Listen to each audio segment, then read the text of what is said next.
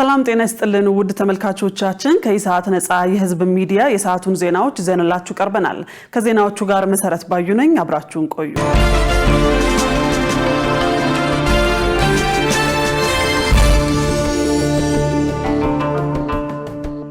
ወደ ቀዳሚው ዜና ተሻገርን። ነፃ የአየር ሰዓት ለምርጫ ሂደት ዲሞክራሲያዊነት ወሳኝ ሚና እንዳለው ተገለጸ። የኢትዮጵያ ብሔራዊ ምርጫ ቦርድ የኢትዮጵያ መገናኛ ብዙሃን ባለስልጣንና የፖለቲካ ፓርቲ አመራሮች በተገኙበት በፖለቲካ ፓርቲዎች ነፃ የአየር ሰዓት ድልድልና አጠቃቀም ላይ የምክክር መድረክ ተካሂዷል። የኢትዮጵያ ብሔራዊ ምርጫ ቦርድ ምክትል ሰብሳቢ ተስፋዬ ነዋይ በዚህ ወቅት እንደገለጹት ነፃ የአየር ሰዓት የፖለቲካ ፓርቲዎች ፕሮግራማቸውንና ማኒፌስቶአቸውን ለህዝብ ያስተዋውቁበት ወሳኝ መድረክ ነው ብለዋል። የአሰራር የምርጫ ሂደቱ ዲሞክራሲያዊ ግልጽና ፍትሃዊ መሆኑን ከሚያሳዩ መገለጫዎች አንዱ መሆኑን አንስተዋል። ቦርዱ ከመገናኛ ብዙሃን ባለስልጣን ጋር በመተባበር ነፃ የአየር ሰዓት አጠቃቀም የሚመራበትን መመሪያ አዘጋጅቶ ወደ ስራ መግባቱንም አስታውቀዋል። ፓርቲዎች በመገናኛ ብዙሃን የሚሰጣቸውን ነፃ የአየር ሰዓትና የጋዜጣ አምድ ለምርጫ ቅስቀሳ ስራቸው በአግባቡ እንዲጠቀሙበት ጥሪ አቅርበዋል። ለሰባተኛው ጠቅላላ ምርጫ እስካሁን ከ18.5 ሚሊዮን በላይ ዜጎች ለመራጭነት መመዝገባቸውን ኢዜአ ዘግቧል። በሌላ ዜና ሚዲያ የሀገር መገንቢያና የሐሳብ ማንሸራሸሪያ ግዙፍ መሳሪያ መሆኑ ተገለጸ። የኢትዮጵያ መገናኛ ብዙሃን ባለስልጣን ለሚዲያ ባለሙያዎች ሲሰጥ የቆየውን የክህሎት ማጎልበቻ ስልጠና ማጠቃለያ መርሃ ግብር አካሂዷል። የብሔራዊ መረጃና ደህንነት አገልግሎት ዋና ዳይሬክተርና የመገናኛ ብዙሃን ባለስልጣን የቦርድ ሰብሳቢ አምባሳደር ሬድዋን ሁሴን በወቅቱ እንደገለጹት ሚዲያ እሳት ለመጫርም ሆነ ለማጥፋት የሚያስችል ግዙፍ መሳሪያ ነው ብለዋል። ጋዜጠኞች የሚሰሩበት አውድና የሀገሪቱን ስትራቴጂካዊ ፍላጎት ጠንቅቀው ሊያውቁ ይገባል ያሉት አምባሳደሩ ሚዲያን በኃላፊነት ስሜት ለሀገር ግንባታ ሊጠቀሙበት እንደሚገባም አስገንዝበዋል። የኢትዮጵያ መገናኛ ብዙሃን ባለስልጣን ዋና ዳይሬክተር ሃይማኖት ዘለቀ በበኩላቸው ባለስልጣኑ የሚዲያ ባለሙያዎችን አቅም ለማሳደግ እየሰራ ይገኛል ብለዋል። በመጀመሪያ ዙር 36 ጋዜጠኞች ስልጠና መውሰዳቸውን ገልጸው ጋዜጠኞቹ ያገኙትን ዕውቀት ተጠቅመው ትክክለኛና ሚዛናዊ መረጃ ለዜጎች እንዲያቀርቡና የሚዲያ ነፃነት ከኃላፊነት ጋር አስተሳስረው እንዲሰሩ አሳስበዋል። ያለ ሐኪም ትዕዛዝ የሚወሰዱ የህመም ማስታገሻዎች ለኩላሊት ህመም ያጋልጣሉ ተባለ። በሌላ በኩል በአሁኑ ወቅት 200,000 ሰዎች የኩላሊት እጥበት እንደሚያስፈልጋቸው የዘርፉ ባለሙያዎች አመልክተዋል። ሰላማዊት ሙልጌታ ተጨማሪ አላት። በኢትዮጵያ እየጨመረ የመጣው የኩላሊት በሽታ ሸክም ለመቀነስና ሊወገዱ የሚችሉ ህመሞችና ሞትን ለመከላከል በመደበኛ ተላላፊ ያልሆኑ በሽታዎች አገልግሎት ውስጥ የቅድመ ምርመራ ስራን ማጠናከር፣ የፖሊሲ ማሻሻያዎችን ማድረግ፣ የባለሙያዎችን ስልጠና ማሳደግና ከነባር ተላላፊ ያልሆኑ በሽታ አገልግሎቶች ጋር ይበልጥ ማቀናጀት እጅግ አስፈላጊ እንደሆነ ባለሙያዎች ይገልጻሉ። የኢትዮጵያ ኪድኒ ኬር ፕሬዝዳንት ዶክተር እሴት ጌታቸው እንደገለጹት የኩላሊት ህመም በቀላሉ መከላከል የሚቻል በሽታ ቢሆንም በኢትዮጵያ ግን እየተስፋፋ ያለበት ሁኔታ መኖሩን ገልጸዋል። ሌላኛው ተግዳሮት የሆነው ጉዳይ ያለ ሕክምና ፍቃድ የሚወሰደው የህመም ማስታገሻ ለችግሩ መንስኤ መሆኑን የገለጹት ፕሬዝዳንቷ በኢትዮጵያ በአሁኑ ወቅት የኩላሊት እጥበት የሚያስፈልጋቸው 200,000 ሰዎች መኖራቸውንም ገልጸዋል። የኩላሊት ህመም መንስኤዎች የምንላቸው ግፊትና ስኳር ነው። ስለዚህ ህብረተሰቡ ስኳርና ግፊት ካለበት ስኳርና ግፊቱን በስነ ስርዓት በደንብ መቆጣጠር፣ በአመጋገብ በመድኃኒት ክትትል እያደረገ በደንብ እንዲከታተል ማለት ነው። ሌላው አሁን በጣም እያየን ያለ ነው ህመም ማስታገሻ ያለ አግባብ ዝም ብሎ እየተወሰደ እየተቸገርን ነውና ስለዚህ ህብረተሰቡ ያለ ጤና ባለሙያ ትዕዛዝ ህመም ማስታገሻ ዝም ብሎ እንዳይወስድ፣ ምንም አይነት መድኃኒት ያለ ጤና ባለሙያ ትዕዛዝ መውሰድ የለበትም። ከዛ ደግሞ አመጋገብ ነው። አመጋገብ ላይ ጨው አንደኛው የኩላሊት ችግር ለምን ግፊት ስለሚያመጣ ጨው ብሎ ሲንጠቀም የታሸጉ ነገሮችን መጠቀም፣ እነዚህ ነገሮች ጤናማ ያልሆነ አመጋገብ መመገብ ለኩላሊት ህመም ያጋልጣልና ህብረተሰቡ ጤናማ የሆነ አመጋገብ በአቅሙ እንዲጠቀም ማድረግ፣ ምርመራ ማድረግ አትሊስት በአመት አንዴ ግፊት፣ ስኳር፣ ሽንት ምርመራ ቀላል ነገሮች ናቸው፣ ብዙ ከባድ አይደሉም። ሌላው ደግሞ እንቅስቃሴ በጣም አስፈላጊ ነገር ነውና ግዴታ ስፖርት ቤት መግባት አይጠበቅበትም። ግን በቃ ወክም እያደረገ እንደምንም እያደረገ እንቅስቃሴ እንዲያደርግ ነው ምን መክረውኛ። ጥናቶች ገና በጣም መጠናት ያስፈልጋቸዋል። ብዙ በደንብ እንዲሰፋ ያለ ጥናት የተደረገ የለም። ግን ብዙ አትሊስት አሁን ዳያሊሲስ እንኳን አንድ ጥናት ተደርጎ ዳያሊሲስ ወይ የኩላሊት እጥበት የሚያስፈልገው ወደ 200,000 ሰው አለ ኢትዮጵያ ውስጥ ይባላል። ምን ያክል ኩላሊት ህመምተኛ የሚባለው ገና በጣም ሰፊ ጥናት የሚያስፈልገው ነገር ነው። የኩላሊት ሕክምና ላይ የተሰሩ ያሉ ስራዎችን ወደ አንድ በማምጣት በይበልጥ በመከላከል በኩል ለህብረተሰቡ ግንዛቤ መፍጠር እንደሚገባ ዶክተር እሴት አመልክተዋል። የኩላሊት እጥበት የሚደረግባቸው ማሽኖችን ለክልሎች ተደራሽ ማድረግ እንደሚገባም አስገንዝበዋል። ማለት ብዙ ነገሮች አሉ እየተደረጉ ያሉት በኩላሊት ህመምና እነሱን ነገሮች አንድ መንገድ ማስያዝ አለብን። ብዙ ድርጅቶች አሉ፣ ብዙ ነገሮች አሉና እነሱን አንድ መንገድ አስይዞ ህብረተሰቡን ማሳወቅ ነው። ህብረተሰቡ ላይ በደንብ አይነት ግንዛቤ ማስጨበጥ ነው መሰራት ያለበት። ህብረተሰቡ ጤናማ ህይወትና ጤናማ አመጋገብ እንዲከተል ምርመራ እንዲያደርግ በአመት አንዴ ቀላል ነገሮች ናቸው። ምርመራ እያደረገ የኩላሊቱን መጠበቅ ይችላል። ዋናው መከላከሉ ላይ ነው። ብዙውን የሚያክል የኩላሊት ህመሙ መከላከል ይቻላል። ስለዚህ መከላከል ላይ በጣም መሰራት አለበት ነው። ለምን እኛ ታዳጊ ሀገር ስለሆነን ህክምናው እንኳን እኛ ያደጉ ሀገሮችም አይችሉትምና በተቻለ መጠን መከላከል ላይ ቢሰራ ጥሩ ነው። ከዛ በኋላ ግን እነዚህ የኩላሊት እጥበቶችን ማዘጋጀት የቦታዎችን በደንብ በየክፍለ ሀገሩ ተደራሽ ለማድረግ እሱ ላይ መሰራት አለበት። ከሁሉም መንግስት ብቻ ሳይሆን ሁሉም የግሉም ሁሉም ተባብሮ አንድ ላይ የሚደረግ እንደ ህብረተሰብ የሚሰራ ስራ ነው። ስለዚህ እንደሱ አድርጎ እሱ ላይ መስራት። ከዛ ደግሞ ንቅለ ተከላም አስፈላጊው ነገር ንቅለ ተከላ ስለሆነ አንደኛው ዋናው ህክምና የኩላሊት ህመም ከመጣ ንቅለ ተከላም ላይ በደንብ እንዲሰራ ያስፈልጋል። በህገ ወጥ መንገድ ነዳጅ ሲያሰራጩ የተገኙ 600 ሰዎች በቁጥጥር ስር ዋሉ። በነዳጅ ስርጭትና ግብይት ሂደት ላይ የሚታዩ ህገ ወጥ ተግባራትን ለመቆጣጠር በ6 ክልሎችና በ2 የከተማ አስተዳደሮች የተጀመረው የተቀናጀ ዘመቻ ውጤት እያስመዘገበ መሆኑን የንግድና ቀጠናዊ ትስስር ሚኒስቴር አስታውቋል። ሚኒስቴሩ ባለፉት ቀናት ባደረገው ክትትልና ቁጥጥር የተለያዩ እርምጃዎች መውሰዱን ሚኒስትሩ ካሳሁን ጎፌ ገልጸው በህገ ወጥ መንገድ ሲዘዋወር የነበረ 250,221 ሊትር ቤንዚን እና 198432 ሊትር ናፍጣ ተይዞ ተወርሷል ብለዋል። የተወረሰውም ነዳጅ ተሽጦ ከ48.66 ሚሊዮን ብር በላይ ለመንግስት ገቢ መደረጉን አንስተው በድርጊቱ ተሳትፎ የተገኙ 613 ግለሰቦች በቁጥጥር ስር መዋላቸውን ተናግረዋል። በቁጥጥር ስር ከዋሉ ግለሰቦች መካከል የንግድ ጽሕፈት ቤት ኃላፊዎች፣ የቡድን መሪዎች፣ የቁጥጥር ባለሙያዎች፣ የነዳጅ ማደያ ባለቤቶችና ሰራተኞች እንዲሁም በየደረጃው የሚገኙ የጸጥታ አካላት ይገኙበታል ብለዋል። ቁጥጥሩ ተጠናክሮ የሚቀጥል መሆኑን መግለጻቸውን ከሚኒስቴሩ ድረገጽ ያገኘነው መረጃ ያመለክታል። በተያያዘ ዜና የከተማ አውቶቡሶች የተፈጥሮ ጋዝ ሊጠቀሙ መሆኑን የነዳጅና ኢነርጂ ባለስልጣን አስታወቀ። የባለስልጣኑ ዋና ዳይሬክተር ዶክተር ደስታው መኳንንት ለአዲስ ዘመን ጋዜጣ እንደገለጹት በአዲስ አበባ የቤንዚን ሰልፍ የቀነሰው በኤሌክትሪክ መኪኖች መበራከት መሆኑን ተናግረዋል። ቀጣዩ ምዕራፍ የተፈጥሮ ጋዝ መጠቀም መሆኑን ገልጸው በዚህም በቅርቡ በቃሊቲ በአዳማና በድሬዳዋ የጋዝ ማደያዎች ስራ እንደሚጀምሩ ጠቁመዋል።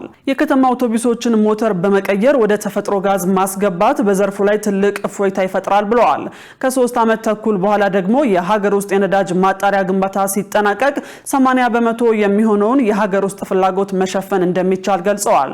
ለዚህም ጋዝ የሚያመርቱና ኤሌክትሪክ የሚያመነጩ ፕሮጀክቶች በቢሊዮን ዶላር በጀት ስራ መጀመራቸውን አንስተዋል።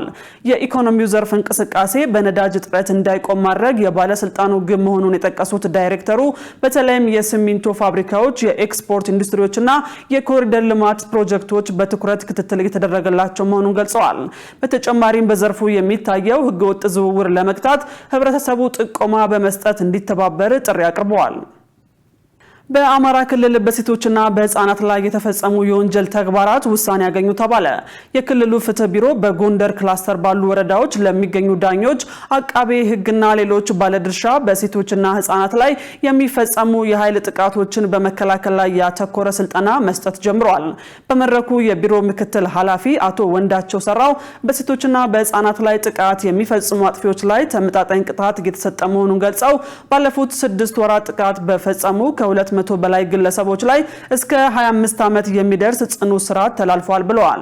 የተጎጂዎችን የንብረት መብት ለማክበር በተከናወኑ ተግባራትን በዚህ ዓመት በ422 ሚሊዮን ብር የንብረት ክርክር በማድረግ ለባለመብቶች ውሳኔ መሰጠቱን ገልጸዋል። በክልሉ ጾታዊ ጥቃትን በመከላከልና ጥቃት ከደረሰ አጥፊዎች በህግ እንዲጠየቁ በማድረግ ረገድ የሚከናወነው ተግባር አጠናክሮ ማስቀጠል እንደሚገባ ገልጸው የፍትህ ተቋማትን በትኩረት እንዲሰሩ ጥሪ አቅርበዋል። ውድ ተመልካቾቻችን ዜናዎቻችን አሁንም እንደቀጠሉ ናቸው። አሁን ደግሞ ከውጭ ዜና ምንጮች ወዳገኘናቸው ዜናዎች ተሻገርን። ኢራን በመካከለኛው ምስራቅ ጦርነት በአሜሪካ ይዞታዎች ላይ ጥቃት ማድረሷን ቀጥላለች። በጦርነቱ የመጀመሪያ 2 ሳምንታት በመካከለኛው ምስራቅ በሚገኙ የአሜሪካ የጦር ሰፈሮች ላይ በፈጸመችው ጥቃት $800 ሚሊዮን የሚገመት ጉዳት ማድረሷን አንድ ትንታኔ አመልክቷል። ደረጀ ይልማ ተጨማሪ ያለው። ኢራን በአሜሪካ ወታደራዊ መሰረተ ልማት ላይ አድርሳለች የተባለው የ$800 ሚሊዮን ግምታዊ ጉዳት ከዚህ ቀደም በሌሎች ዘገባዎች ከተጠቀሰው አሃዝ ከፍ ያለ መሆኑ ተመልክቷል። ጉዳቱ የደረሰው አሜሪካና እስራኤል ጦርነቱን በከፈቱበት ሳምንት ውስጥ ኢራን በፈጸመችው የመጀመሪያ አጸፋዊ ጥቃት እንደሆነ የስትራቴጂክና ዓለም አቀፍ ጥናት ማዕከል ሪፖርት አሳይቷል። ይሁን እንጂ ኢራን በመካከለኛው ምስራቅ በሚገኙ የአሜሪካ ይዞታዎች ላይ ያደረሰችው ጉዳት ሙሉ በሙሉ ግልጽ አይደለም።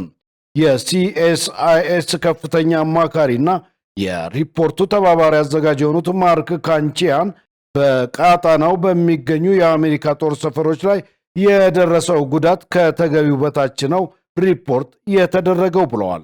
ምንም እንኳን የአሁኑ ቁጥር ሰፊ ቢመስልም ተጨማሪ መረጃ እስካልተገኘ ድረስ ሙሉ መጠኑ አይታወቅም ነው ያሉት። የኢራን የአጸፋ ጥቃት በዮርዳኖስ፣ በተባበሩት አረብ ኤምሬቶችና በመካከለኛው ምስራቅ በሚገኙ ሌሎች አገራት ውስጥ በሚገኙ የአሜሪካ የአየር መከላከያና የሳተላይት መገናኛ ዘዴዎች እንዲሁም ሌሎች ንብረቶች ላይ ያነጣጠሩ ናቸው።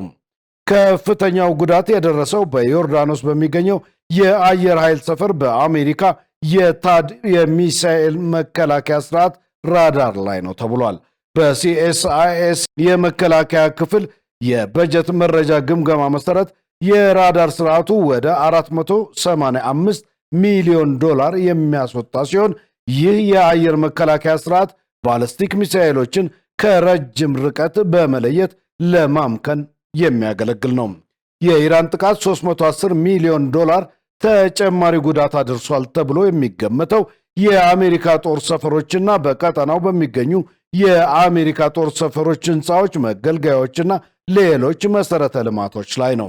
ኢራን ቢያንስ 3 የአየር ኃይል ሰፈሮችን ከአንድ ጊዜ በላይ እንደመታች ቢቢሲ ቬሪፋይ በሳተላይት ምስሎች ያደረገው ምርመራ ያሳያል። ተደጋጋሚ ጥቃት ኢራን የተወሰኑ የአሜሪካ ይዞታዎችን ኢላማ ለማድረግ ያደረገችውን ጥረት አጉልቶ ያሳያል። እንዲሁም ሩሲያ በአካባቢው ስላለው የአሜሪካ ወታደራዊ ኃይል መረጃ ለኢራን እንዳጋራች ተዘግቧል። የሳተላይት ምስሎች በኩዌት አሊ አልሳሊም፣ በኳታር አሊ ኡደይድ እና በሳዑዲ አረቢያ ልዑል ሱልጣን በተባሉት 3ቱ የአየር ኃይል ሰፈሮች ላይ በጦርነቱ የተለያዩ ጊዜያት አዳዲስ ጥቃቶች እንደተፈጸሙባቸው አሳይተዋል። እንዲያም ሆኖ ይህ በኢራን የአጸፋ ጥቃት ምክንያት በአሜሪካ ላይ የደረሰው ጉዳት በአጠቃላይ ለጦርነቱ ካወጣችው ገንዘብ ጋር ሲነጻጸር በጣም ትንሽ ነው። የአሜሪካ መከላከያ ባለስልጣናት ለአሜሪካ ምክር ቤት አባላት በሰጡት ማብራሪያ ላይ በጦርነቱ የመጀመሪያ 6 ቀናት ውስጥ $11.3 ቢሊዮን የወጣ ሲሆን በ12 ቀናት ውስጥ ደግሞ $16.5 ቢሊዮን እንዳስወጣ የሲአይኤስ መረጃ ያመለክታል። የመከላከያ ሚኒስቴሩ ጦርነቱን ለማካሄድ የ$200 ቢሊዮን ተጨማሪ በጀት እየጠየቀ ነው። ሚኒስትሩ ሄክሴት ሐሙስ ዕለት እንደተናገሩት የተጠየቀው ገንዘብ መጠን ሊጨምር ይችላል ብለዋል። ፕሬዚዳንት ትራምፕ እስራኤል የካቲት 21 ቀን 2018 ዓ.ም በጀመረችው ጥቃት ውስጥ ተሳታፊ ከሆነች በኋላ 13 የአሜሪካ ወታደሮች ተገድለዋል።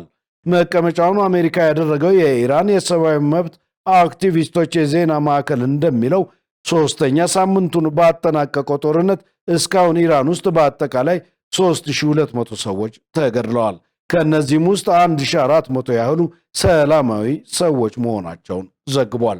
ትራምፕ ሀገራቸው የኢራንን የኒውክሌር መርሃ ግብር ለማጥፋት መደበኛ ወታደራዊ ኃይሏን ለማዳከምና አገዛዙ በአካባቢው ላሉ ቡድኖች የሚሰጠውን ድጋፍ ለማቆም ያቀዱትን ግብ ለማሳካት መቃረቡን ተናግረዋል። ነገር ግን የጦርነቱን መቀስቀስ ተከትሎ ከፍተኛ የነዳጅ ምርት የሚተላለፍበት የሆርሙዝ ወሽመጥ በመዘጋቱ በዓለም ምጣኔ ሀብት ላይ ከፍተኛ ጫና የፈጠረ ሲሆን ጦርነቱ እስከ መቼ እንደሚቆይ አለመታወቁና ትራምፕ ወታደሮችን የሚያሰማሩ ከሆነ ቀውሱን ያባብሰዋል የሚል ስጋት ፈጥሯል። በሌላ ዜና ፕሬዝዳንት ዶናልድ ትራምፕ በኢራን ላይ የከፈትነውን ዘመቻ እናዘገየዋለን አሉ። በሌላ በኩል የሆርሙዝን ሰርጥ ሌሎች ሀገራት መጠበቅ እንዳለባቸውና የተኩስ አቁም ስምምነት እንደማይፈልጉ ተናግረዋል። ትዕግስት ተስፋዬ ተጨማሪ አላት። ፕሬዝዳንት ዶናልድ ትራምፕ አሜሪካ በኢራን ላይ የከፈተችውን ዘመቻ ለማዘግየት እያሰበች ነው ቢሉም ሌሎች ሀገራት የሆርሙዝን የባህር ወሽመጥ መጠበቅ አለባቸው፣ ይህም ለነዳጅ ወሳኝ የመርከብ መስመር ነው ሲሉ አስጠንቅቀዋል። አሜሪካ የምድር ተዋጊ ወታደሮችን ወደ ኢራን ለማሰማራት ዝርዝር እቅዶችን እያወጣች ነው ሲል የቢቢሲ የአሜሪካ አጋር ሲቢኤስ ኒውስ ዘግቧል። አሜሪካ ጦርነቱ በነዳጅ ዋጋ ላይ የሚያሳድረውን ቀጣይ ተጽዕኖ ለመቆጣጠር በባህር ላይ በታጠቀ የኢራን ነዳጅ ላይ ማዕቀብን ለጊዜው እንደምታነሳ አስታውቃለች።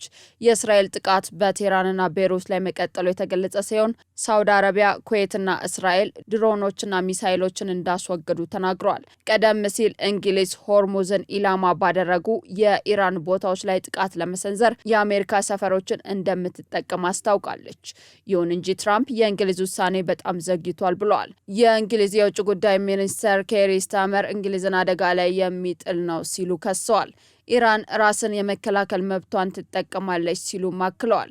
አራተኛ ሳምንቱ የተቃረበ የመጣው የመካከለኛው ምስራቅ ጦርነት የባህረ ሰላጤው በፍጥነት ላይ ነው ሲል የቢቢሲ የደህንነት ዘጋቢ ዘግቧል። ኢራን 2 የመካከለኛ ርቀት የባለስቲክ ሚሳይሎችን በዲያጎ ጋርሲያ የአሜሪካና የእንግሊዝ የጋራ ወታደራዊ ጣቢያ ላይ ተኩሳለች ሲሉ የአሜሪካ ሚዲያዎች እየዘገቡ ይገኛል። ዘ ዎል ስትሪት ጆርናል በርካታ ምንጮችን ጠቅሶ እንደዘገበው ሁለቱም ሚሳይሎች በህንድ ውቅያኖስ ውስጥ የሚገኘውን ሰፈር እንዳልመቱ ዘግቧል። ከኢራን እስከ ዲያጎ ጋርሲያ ያለው ርቀት 3800 ኪሎ ሜትር ሲሆን የኢራን የቀድሞ ከፍተኛ መሪ ከፍተኛው የኢራን ሚሳይሎች ርቀት ከ2000 ኪሎ ሜትር መብለጥ እንደሌለበት አዘዋል። ቢቢሲ ፔንታጎንንና የዩክሬን የመከላከያ ሚኒስቴር አነጋግሮ ፔንታጎን በአሁን ጊዜ የሚያቀርበው ምንም ነገር የለም ሲል አስነብቧል። ውድ ተመልካቾቻችን የሰዓቱ ዜናዎች በዚሁ ተጠናቀዋል። ከዜናዎቹ ጋር አብሬያችሁ የቆየሁት መሰረት ባዩ ነበር። ጥሩ ጊዜ ከኢሳት ጋር ሰላም።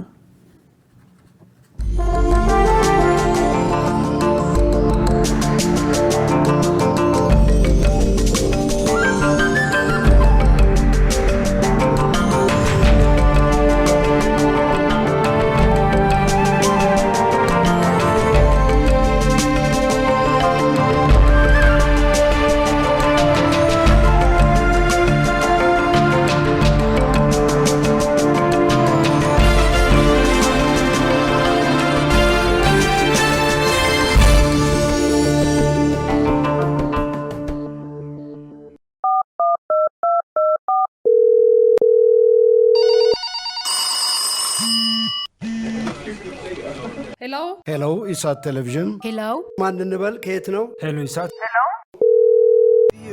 ኢሳት ነጻ የህዝብ ሚዲያ ወትሮም ቢሆን የህዝብ አይንና ጆሮ እንደመሆኑ ይህንን የህዝብ ቅሬታ ማስተናገጃ መድረክ አሰናድቷል። በዚህም ያጋጠሙትን ወይም ያስተዋሉትን የመልካም አስተዳደር ችግር፣ የሙስናና የጉዳይ ገዳዮች ጉድኝት፣ የመብት ጥሰትና ስልጣንን ያለ አግባብ የመጠቀም ጸረ ዲሞክራሲያዊ አሰራሮችን ይጠቁሙን። የሚመለከተውን የመንግስት አካል በማነጋገር ተጠያቂነት የሚሰፍንበትን መፍትሄ እናፈላልጋለን። በስልክ ቁጥሮች 0901 4588 45 ወይም 0901 45 11 45 በተጨማሪም በ0944 02 11 11 በ0906 77 42 92 ይደውሉ። ልናስተናግደው ዝግጁ ነን። ኢሳት ነጻ የህዝብ ሚዲያ